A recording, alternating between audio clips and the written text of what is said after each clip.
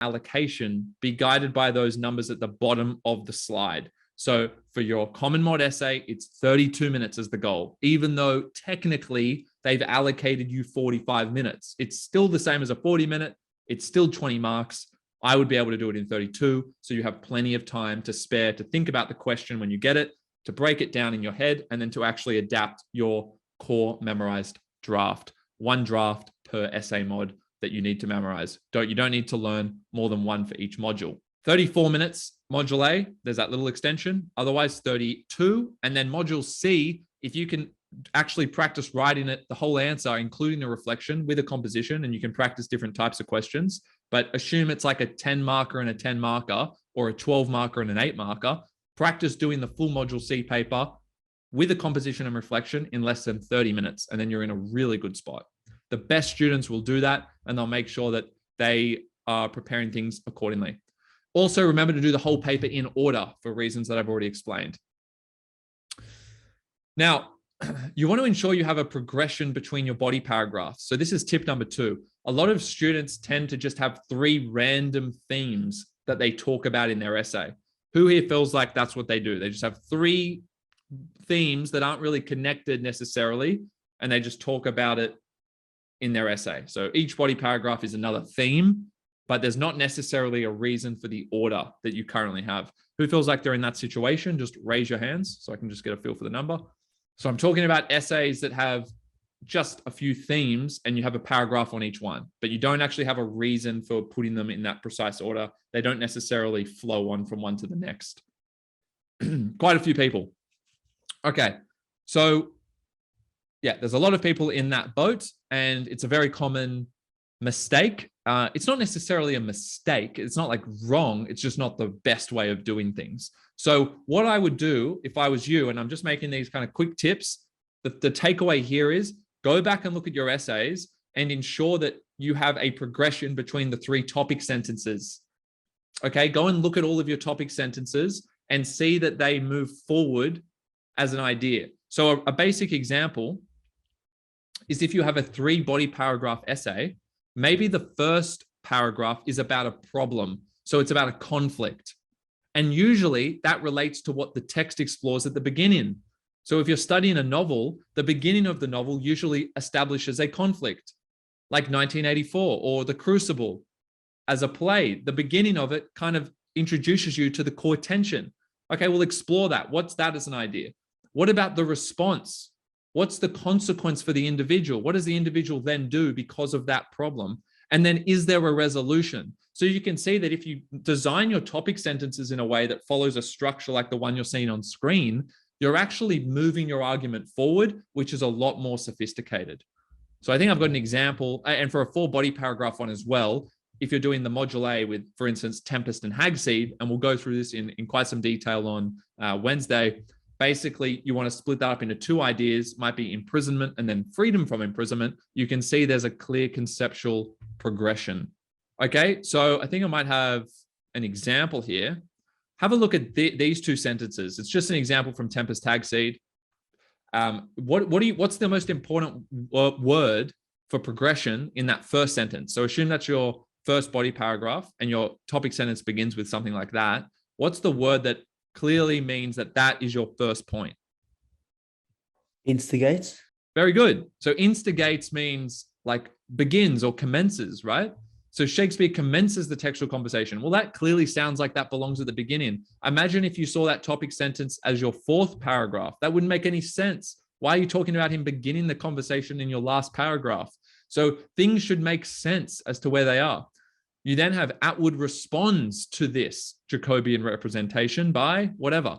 Now, what's the key word in the second sentence that shows that that sentence links to the previous one? Responds. Responds is the first one. Good. And there's another word as well. Representation. Not quite. That doesn't mean that it's linked to the...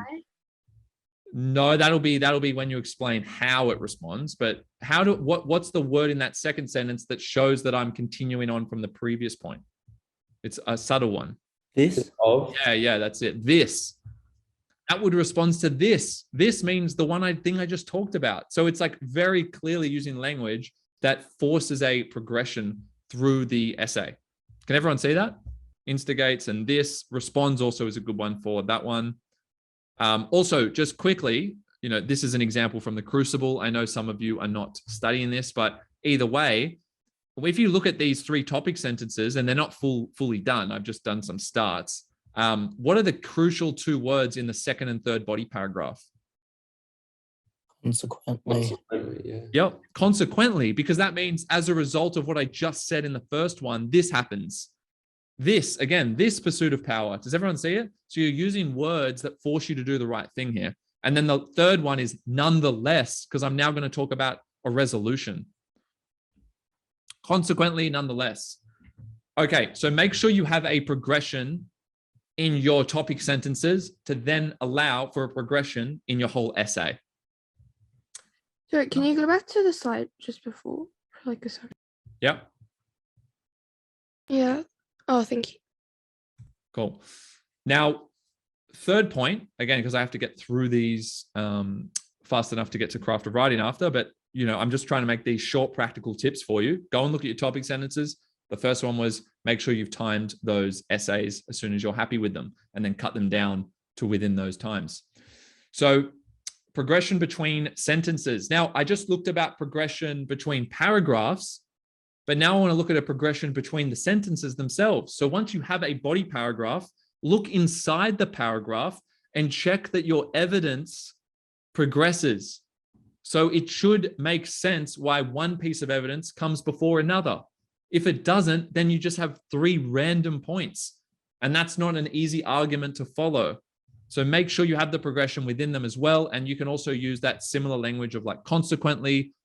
Some people say moreover if you're extending the point.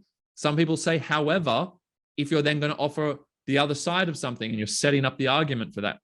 So that's quite useful as well. Judah, good question. Should your topic sentences be purely conceptual without referencing the composer or text? Now, even if your topic first of all, your topic sentences should be conceptual, so they shouldn't have techniques in them unless the essay question asks about a specific technique, in which case that could be eligible to be up there, but you wouldn't use quotes or anything, obviously.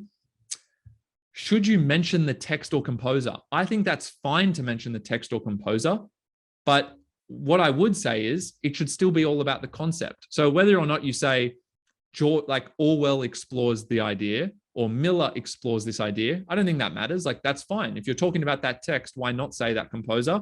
But what I wouldn't do is get into the technical analysis in the topic sentence. So you can either say the statement about human experiences without mentioning the composer. So you just say the statement like, power corrupts the individual's ability to whatever. You can say something, or you can say Miller explores the ability to, and that's fine as well. So I think either can work. You can mention the composer, or you can not, and then you can bring the composer or text in the next sentence when you bring in your evidence.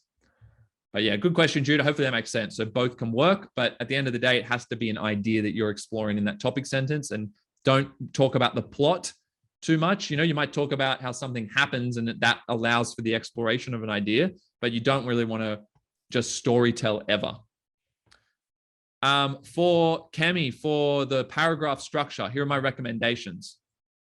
For common module, 3 paragraphs, 3 ideas. For the module A, for anyone doing English standard, 3 paragraphs. For anyone doing English advanced, 4 paragraphs for module A, and you can talk about text A, then text B, then text A, then text B, but you can also do 3 where you talk about both texts within each. That's an integrated approach. For module B, I would do 3 body paragraphs. So it's 3 body paragraphs for everything, with the exception of module A for advanced students who might want to do a 4 body. Hopefully that answers that. All right. Yep. Okay, cool. Any other questions? Just put them into the chat or feel free to just ask. All right. So we want to make sure we have the progression between the sentences. You guys should go back and revisit yours and check that you have that. Now, TQVE is technique, quote, verb, effect. Go back to your sentences for your evidence effect sentences. So not your topic sentences, but when you start bringing in your evidence, and make sure that you're being really concise with how you're bringing in your techniques and your quotes. Okay. So it's a useful starting point. It's not the end of it. You don't just do it in that structure that I'm showing you on screen there. You start with that and then you add in other elements such as context or form. You can add in other pieces there to improve the quality of the sentence. But what a lot of students do at the moment is they take too many sentences to get to the point. I like just doing everything in one sentence. One sentence, one point. It has the technique, it has the quote, it has the effect. I might even talk about context in that same sentence, but I really avoid having more than one sentence to make one point within my body paragraphs. So who currently feels like they have more than, on average, 5 to 6 sentences per body paragraph? Anything over 6 sentences, I feel, is just probably unnecessary. Maybe you have a couple of points which are split up into 2, but I can already see there's a lot of people in this boat. Go back through and see if you can just go topic sentence and then bring in your 3 to 4 pieces of evidence and analyze each of them separately, but make sure those points connect to one another, as I showed you before, and then have your link sentence back to the question. That should only be 6 sentences. If you're doing 4 pieces of evidence, you might ask, how many pieces of evidence do I need per paragraph? If you're doing 3 body paragraphs, 4 pieces of evidence is a good rule of thumb. If you are a slower writer, in order to do your essay in 32 minutes, you might only have 3 pieces of analysis per body paragraph. But a good rule of thumb is to overall have 12 pieces of evidence in an essay. So if you guys are doing 4 body paragraphs, that's 4 times 3. You would have 3 pieces of analysis in each essay, in each paragraph, sorry, for module A. Any questions about that?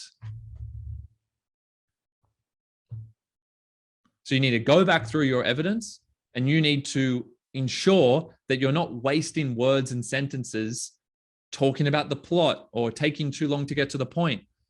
I've seen so many essays where students use these huge quotations. You guys are quoting too many words. Just use short quotations, get to the point, and focus more on how you're explaining it. So cut down your quotes to the bare minimum. All right. You want to say as much as you can in as fewer words as possible. That is the art of writing. All right, let's have a look at an example to help you with this concept. So let's say, does everyone know that expression, like he was a shell of himself? What do you guys think that means? I just pulled up a random figure, like kind of expression there. What do you think that means? If someone's a shell of themselves? No longer how he used to be. Yeah, in a good way or bad way? Bad way. Why is that? Because, well, it could be either, because if he was an excited, happy sort of person, now he's a shell of himself, he's no longer excited. Yep. So more towards sadness. Yeah, it's usually negative. I'd say it's rarely used in a positive way, right? You're saying you're a shell means you've lost all your substance, right? So it's not a good thing. It means you've lost confidence, you've lost motivation, anything like that, right? Now, what's the technique there, guys? If are you actually a shell of yourself? Like, are you literally a shell? If someone says that, isn't it metaphor, sir? Yeah, it's a metaphor, right? So I'm just doing this as a very basic example because you need to collect your quotes, make sure you put them in the right paragraphs depending on those topic sentences. That's why you need to start by reviewing your topic sentences, as I've been saying a few times today. And then once you get the topic sentences, put the quotes in to that paragraph that are relevant to that point. And then you need to break it down into these elements, right? And make sure you're not wasting words. So here we know it's a metaphor. He was a shell of himself. We said, what does that mean? What's the effect of that? Well, it demonstrates maybe a loss of confidence or a loss of happiness or a loss of morale. Like you have no morale, meaning like motivation. So have a look here. The metaphor in he was a shell of himself reveals the extent to which the protagonist's morale had depleted. Maybe after a certain event or something. I think we use the example here of like, imagine someone coming back from war. So someone has been at war fighting, and then so, he was a shell of himself. It reveals the extent to which their morale, their motivation, their, zest for life had depleted, had gone away. Now, what do you notice? Why have I highlighted the depleted word? Why is that word so important? It could have been a different word, but why is depleted in particular important here? It has a negative connotation. It does, but it relates specifically to which word of the quote? Sure. Did you say shell? Very good. Very good. Because does everyone see how if you're a shell, you've depleted the middle, like if it's a shell, you don't have anything on the inside. So that's depleted. It's gone away, disappeared. So there's a clear connection between the word shell and depleted. Can everyone see that? You guys need to make sure that when you look at your sentences of analysis, you always have that. You have at least one word or phrase that specifically relates to a word or phrase in the quote or something to do with the technique itself. Do you understand? So look, this is the really important thing. The best students all have this basically in every sentence. There's a word in their explanation, like depleted, that relates to a word in the quote, like shell. Shell and depleted are very much connected. Does anyone disagree with that? What could be another word that's similar to shell instead of depleted? I could have said another word. What word does shell also like to be shelled out? What's another kind of synonym? You should be thinking of synonyms and related words. What else could we have used? Deteriorated. Yeah, deteriorated. Like maybe, I don't know, it's not as effective. Well, no, deteriorated is fine. It's more like it doesn't have to necessarily make sense in the sentence. I'm just thinking what words relate to shell. Like blocked out or excluded. Sorry? Like blocked out or like excluded from the show. Excluded from the, as in shell and excluded make somewhat. It's not like a super strong link, but a little bit. What else? Could you do empty? Yes, nice. Empty's good. Does everyone see how empty is a really good one? Because a shell is basically empty. You just have the outside. See, outside, inside, they're good words to use in the effect. I can also try and top, but if I tie in empty, that's really good. It's the extent to which the protagonist's morale had been emptied out. But I would say it in that way so that I have the word empty in there, because then the marker can see the clear connection between the quote and the effect. Are you guys following the point I'm making here? You actually want to deliberately use words that are synonymous or related to some specific word or phrase in the quote. That's the key takeaway here. All right. Now, the next thing is, and I've already seen examples of it with your answers to that comprehension question, is that a lot of you, most of you, probably all of you have listed things in your essays at some point when you really should have just said one thing. Who feels like they do that? And a lot of people aren't aware that they do it until I point it out. But basically, people will say, oh, this reveals power and corruption. Does anyone say like a sentence like that at any point? It's like, this explores power and corruption. Well, if you're saying power and corruption, that's not very meaningful. Power, corruption, like you should be telling me the relationship between the two words. You shouldn't be just saying this and this. You certainly shouldn't be listing off themes. And by the way, make a note here. If you say the word theme or the word technique in your essays, you need to get rid of those and just say specifically what those things are. You should never list themes either, okay? You shouldn't say in your introduction, Shakespeare explores power, corruption, love, and greed. That's not a great sentence. All I get from that is 4 words that are all different, and I don't really get any concept. So I would rather have one sentence with one idea that's fleshed out. So have a look at this. I've done a breakdown here for you to hopefully make this clear. Often in essays, I see things like this. Shakespeare explores power, manipulation, and corruption. That's not good. You do not want to do that, right? Shakespeare explores power and corruption. Okay, get to there. Shakespeare explores power and manipulation. Okay, you're still bundling all these ideas together. You're not really telling me anything, are you? You're just telling me 3 buzzwords. Really, instead of the listing, what you're saying is this.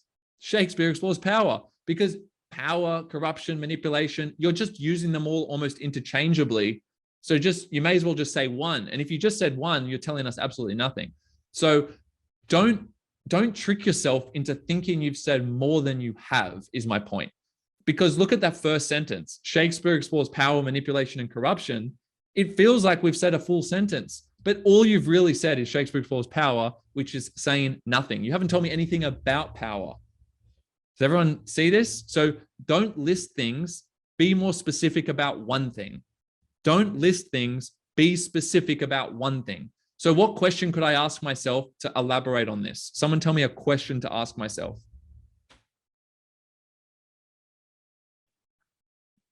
What is the effect of exploring power?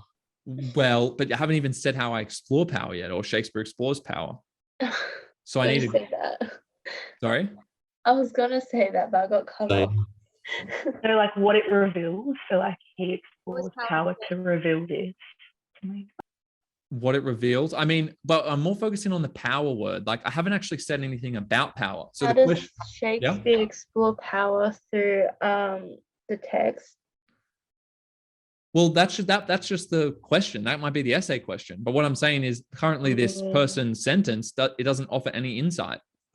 Like power in like specific characters. Well, now you're thinking about like who represents it, but we still haven't even said what aspect of power. We still haven't even said anything about power, have we? We've said nothing.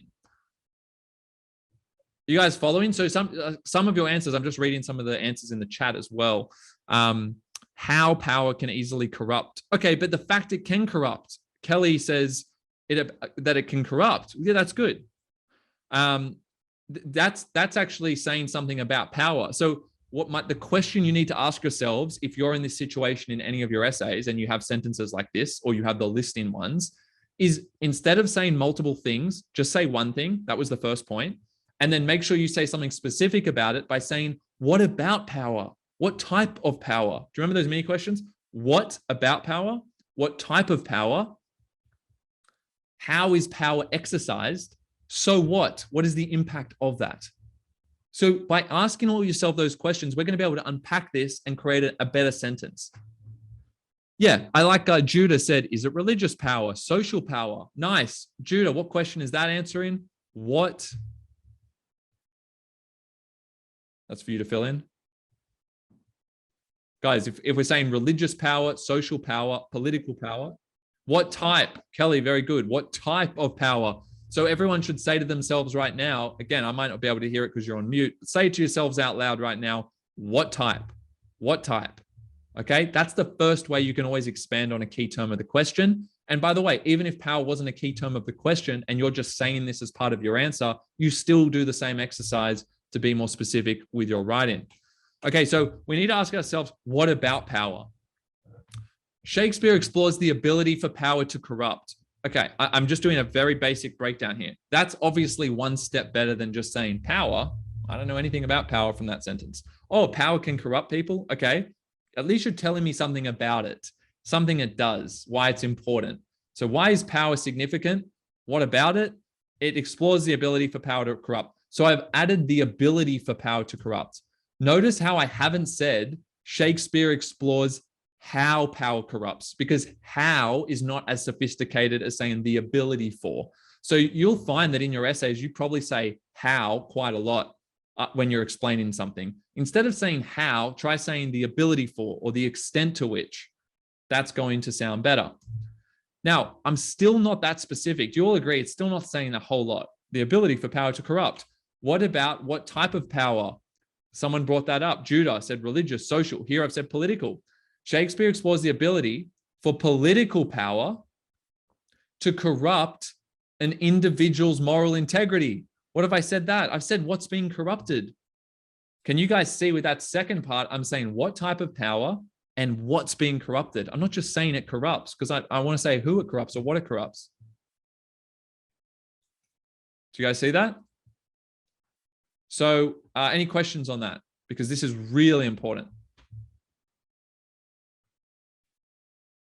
No? Okay, good. That's how you're going to improve that. I'm going to go very quickly through the next few tips. You guys need to incorporate context into your sentences of analysis every now and then. Here's the rule of thumb for you all. You need to talk about a specific contextual element for all of your essays. I don't care whether it's module A, B, common module. You need to say something specifically about context at least once per paragraph. At least once per body paragraph. And obviously you need to introduce the core context in your introductions as well. So you need to have at least one reference to context. But what I'm trying to show you on this slide is that you can do that while doing your analysis. You don't need to have a separate sentence just on context. It's a waste of time. And remember how important timing is? 32 minutes, not a lot of time to do a full essay. So we need to make sure we're merging things together. Who currently has separate sentences on context that isn't in the same sentence as the analysis? Cool, few people. So I'm trying to give you an easy fix here. If you want to be more efficient, do your topic sentence. Don't worry about context necessarily, although you can have context as part of your topic sentence. But what you want to do is you want to have a phrase like this: reflect in the patriarchal values of the Jacobean era. So that Jacobean, by the way, is just to do with Shakespeare. If you've studied any kind of Shakespeare text, you'll often see the word Elizabethan because they're Elizabethan plays. But later in time, Queen Elizabeth died. So some of Shakespeare's plays were in the next era, which is called Jacobean era, which was King James. So anyway, you don't have to worry too much about that. Can someone tell me what the really important thing is here? Because a lot of people will write this. Who feels like they would write this when they talk about context? Reflect in the Jacobean era. Or, based on the Jacobean era, they would say something like that. Few people, right? What's lacking about that? Very good, very good. So yeah, nice. So that's the difference between these two, isn't it? So guys, this is a really important aspect of this. When you guys refer to context, which will be connected to your sentence of analysis, don't just say the broad contextual term like the Elizabethan era or reflecting contemporary society. I see that all the time. It's like, what does that even mean? Contemporary just means now, and you're not telling me anything about it. So we want to be specific about the era or about the time. So make sure you tell me something about it. Here I've said patriarchal values. If you guys don't know what patriarchal means, it means something is male dominated. If you've ever heard about the patriarchy, that means that the men have all the power, basically. Okay. Patriarchy means men have all the power. Obviously, that was more the case and more of an issue back in Shakespeare's time, right? When they were less progressive than we are today. But those patriarchal values that like women were more submissive and men were more dominant, that's kind of a value that was part of that era. So notice how I'm saying something specific about the era. I'm not just going to say reflect in the Jacobean era or reflect in the post-war era. That doesn't tell me anything. Okay, it's post-war. I know we're talking about after World War II, if you say post-war. But what about it? Reflect in the anxieties of the post-war era is a lot better. So just tell me a feature of the context whenever you bring it in. Hopefully that is making sense to you. Again, I have to continue on. You want to do the same for macro techniques, or some people say like big techniques, right? You have the big how, right? So people have the small how, they do the similes, they do the metaphors, but they forget about the macro, the bigger techniques. The bigger techniques are to do with the form of the text, which means if you're studying a play, that's the dramatic form. And you need to tell me something about why that's important. Can someone tell me what one other aspect of the dramatic form is that I might include in my essay in addition to a metaphor or personification or a specific technique? What is an element of the play? Is that like a 5-act structure for Shakespeare? Yep, very nice. So the structure of it, that's unique to a play, isn't it? A 5-act structure, a structure like that. What else? When people speak just to the audience and no one else on stage can hear, what's that? Is that soliloquy? Yep, very good. Isn't that unique to a play? These are unique features of a play. So we want to tie those in. You actually want to combine them, just like we did with context, into the sentence, and you want to say both together where they fit together. Okay. Also notice again, I'm not just saying facilitated by the dramatic form. I'm saying facilitated by the visceral impact, because it's visceral. For those who don't know what visceral means, it means you can like feel it in your body. It's very confronting. Because why is that? Because when you go and watch a play, you're right there in front of the actors. So it has more of an impact on you. Okay. So it's visceral. You feel it in your body. You're feeling it internally. So notice how we're being more specific there. Judah, epigraph, prose versus verse, very good. Asides, yep, all of those things. You want to kind of work those into the analysis as well. Rose says, do you have a video or any tips on the structure of a topic sentence? Yeah, if you look up on the Jettle YouTube channel, there's definitely some stuff on topic sentences. We'll also be doing a lot more of that, Rose, in the, obviously, if any of those texts apply, we'll be going over that more this week in those workshops. Okay, I'm going to go very quickly through the last couple, just briefly. Contextualize quotes. Guys, make sure you say what was happening during the text when the quote appears, because the marker won't know where you're talking about in the text unless you contextualize it. Now, I don't mean contextualize like Jacobean era, like what I just showed you. What I mean by that is, and I also don't mean plot tell, like don't just story tell, but incorporate it so I know who was talking at the time that this quote showed up in the text or what was generally happening. Have a look at this example. Tony is the one who said this one. Tony's use of a metaphor when describing Brett upon his return from war, he was a shell of himself. There's the quote, right? See that? I'm actually saying who was speaking and what they were speaking about before doing the analysis and in addition to doing the analysis as well. So a key thing that you can all try and do is actually merge the contextualization here, like when you're going to incorporate what was this metaphor about in terms of the actual text. Well, I can put it between the technique of metaphor and the quote, he was a shell of himself. I can say Tony's use of a metaphor when describing this. Okay, then I can say the quote. Now, something's still lacking about that piece, that sentence of analysis, right? It's not a seamless transition. So everyone have a look at this. Look how I'm changing the top sentence to the bottom, and someone tell me why the second sentence is better.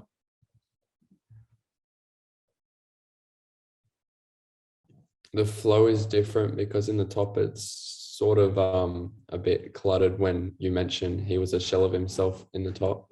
Yeah, and what's the key giveaway that it's a little bit clunky? It comes straight after the context. Well, there's a comma is kind of the giveaway, right? Yeah. I had to do a comma to then go into the quote. So it's a little bit clunky. I have to stop, then start again, right? So if you guys have commas before your quotes, that's an indicator that you don't have flow yet. So you need to manipulate the quote around. And I've got ASAP. You're probably, what does ASAP mean? It means make your quotes as short as possible. Make your quotes as short as possible, ASAP. Not as soon as possible, as short as possible. And notice how the quote's even a little bit shorter. Did anyone pick that up in the second sentence? It's a little bit shorter because I can actually integrate it better if it's shorter. The shorter your quote, the easier it is to integrate into the sentence in a way that flows.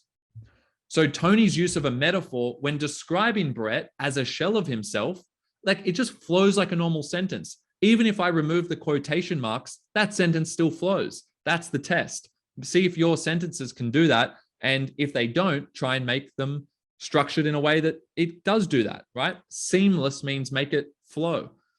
It reveals the extent to which Brett's morale had depleted after returning from war. So I've actually tweaked that and I've moved that after returning from war bit to the end because I realized, oh, I can make it flow better if I move that bit there. So you need to experiment with the sentence and see what is the best way, or see what the best way is rather, to actually make this quote flow into the sentence and still provide context.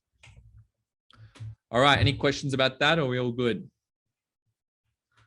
Okay, I said last thing would be question adaptation. How much do you need to adapt your questions? First of all, introductions and topic sentences need to be massively adapted.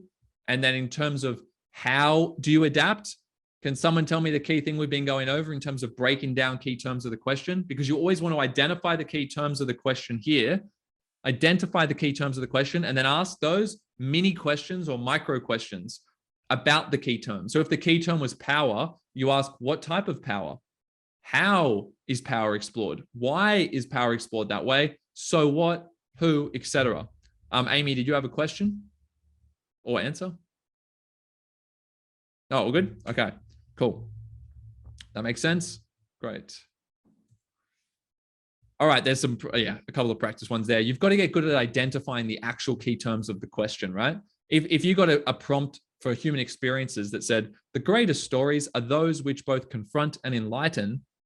Well, confront, enlighten, right? They're key. And also stories, the greatest stories. So I'm going to talk about can someone tell me what question I immediately ask about stories? What mini question? I've identified stories as a key word of this question. Straight away, I'm asking myself, what's that? the role of storytelling. Well, but more, we're going for mini questions. So which one can I kind of answer straight away to myself? The greatest stories. Well, remember, you're only talking about your prescribed text. So who gave that answer? Sorry, what's your prescribed text? Wait, me? Yep. Who? Sorry, what's your name? Just because it's not coming up on my screen. Alessia. Alessia. Sorry. So thanks, Alessia. So what's the prescribed text for you for Common Mod? The Merchant of Venice. Great. So what type of story is that? What type of story is that? Like in terms of form or yep, exactly. themes? Exactly. No, in terms of play. That's right. So it's the dramatic form. So it's got a dramatic mode of storytelling. You see, so that's how you've got to use that word. That's what I'm trying to say.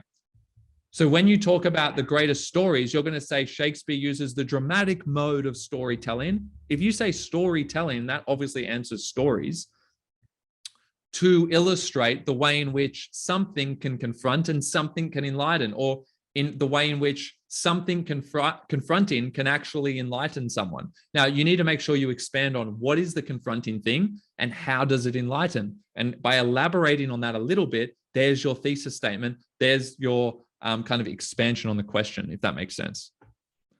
Yeah, Rose, very good. What type of stories? How is the relevant who is confronted? That's a good one as well. Don't forget about who, because Alessia, with your one, who is confronted by something in Merchant of Venice?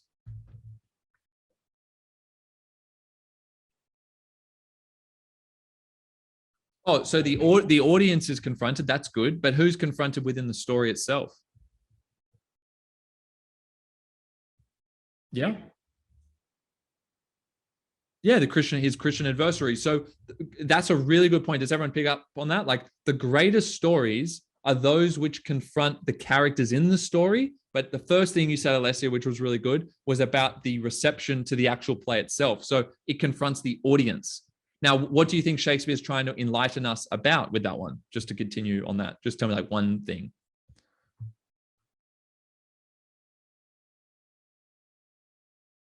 But what truth? You would want to be more specific than that, right?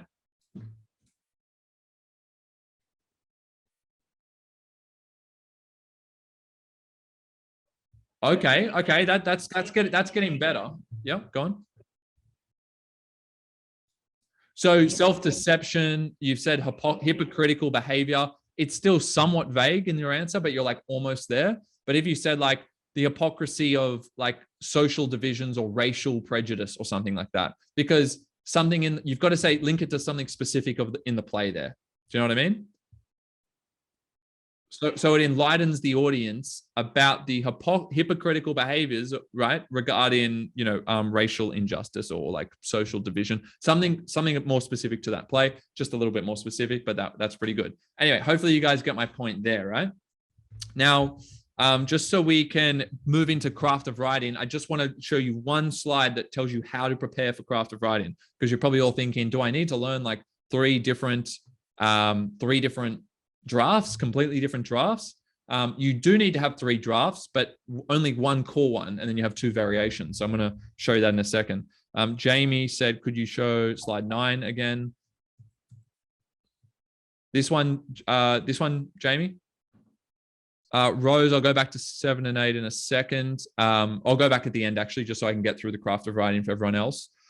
Kush says, to clarify, would you recommend we create an essay for each module? Yes. Which can then adapt to questions? Yes. Or would you recommend multiple for one module? No. One draft essay based on a generic question, or it could be a specific question. I don't mind doing a specific question, but on a question, one draft for each essay, and then you practice adapting it many times. If you have selected good evidence and you have a good progression in your argument, you'll be able to adapt it to any question anyway. You just change how you explain the evidence, and you get good at tweaking your topic sentences and whatnot. As some previous students I've discussed with, they created a general thesis for the primary themes and then wrote key evidence for those themes, which they then memorized, allowing them to adapt any question. It's the same thing. You are memorizing the key themes. You're just doing it in a way where you already have a basic sentence structure. Like I would just memorize the whole topic sentence, which has the theme in it. But again, a theme isn't just one word, it's a concept. memorize that, and then you can adapt that in. It sounds like the exact same thing. I would just do it in the context of the of a whole essay and memorize the topic sentence, memorize your analysis, and then you adapt your analysis on the day. It's the same as memorizing quotes and things like that. It's just a bit more of a precise way of doing it. Do you change all your topic sentences and to suit the question, like the topic sentences, introduction? Yeah, you have to include, guys, you have to include the actual key terms of the question in your introductions, topic sentences, link sentences, and occasionally throughout the actual essay. And that's a key tip. I'm glad you asked about that. You want to use the key terms of the question more than you feel comfortable with. More than you feel comfortable with. What do you guys think a lot of people use? What do you guys think a lot of people use instead of the key term of the question? So you know how before we had confront or enlighten? See here? What do you think people are going to use throughout? Instead of confront, they'll use what? A what? Argue with. They'll use synonyms. Like Judah said, they'll use synonyms. They won't say confront, they'll say shock. Why don't you just say confront? Why are you so afraid of using the actual question word? The reason that people don't do it, this is really what's going on. They don't want to use the actual key word of the question because they feel like if they do, they will be what? Repeating the question and therefore marked down. But the best answers use the word of the question, but they do what to it every time they use it? So the best answers will use the word confront, but they're not just going to say confront, are they? What are they going to do? Help me out. Like add to it, like with the micro questions. Exactly. That's it. That's the framework, guys. You use the actual words. I would never be using the word shock instead of confront. Why would I do that? The question didn't say shock, it said confront. Why on earth would I use a different word? I'm going to use confront because the markers go through. I've literally seen papers marked like this, and there's ticks above every time the word of the question is said. It's such an easy differentiator just to use key terms of the question every sentence of your essay almost, right? It will feel a bit uncomfortable maybe at some points, but if you get good at that during your practice, you're going to absolutely nail it because that's the differentiator. People will use synonyms. They might only refer to the questions once in their introduction. I would be trying to use at least one of the key terms of the question in every sentence of my intro, non-negotiable. And then not all three necessarily every sentence because that can be limiting, but at least one per sentence. And basically my whole essay will probably have at least one of the key terms of the question in every single sentence. You need to get to that point, okay? Use it more, don't use synonyms. Kelly, again, I'll have some bits that are posted later, on the YouTube channel, and that I'll have some of these tips on there later, but slides 1 to 5, they were just mainly about, I'm trying to think what those things were about, having a progression through your essay and things like that. But I'll email me later as well. I can help you out with that if you have any questions.